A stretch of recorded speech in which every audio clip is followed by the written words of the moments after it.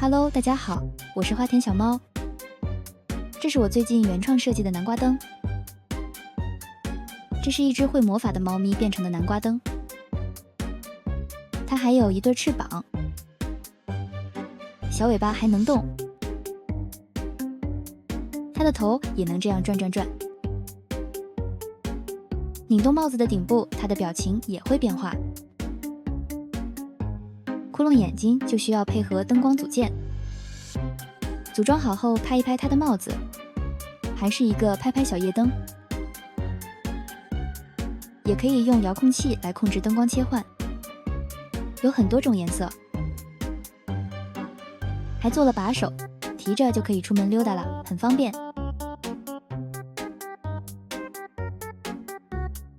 接下来就一起看看组装过程吧。首先固定好3个表情在内部结构中，接着组装帽子和小猫头部组件，拧紧固定螺钉，固定头部底座和开关触发器，装上小配件耳朵、鼻子，小猫头部就组装完成。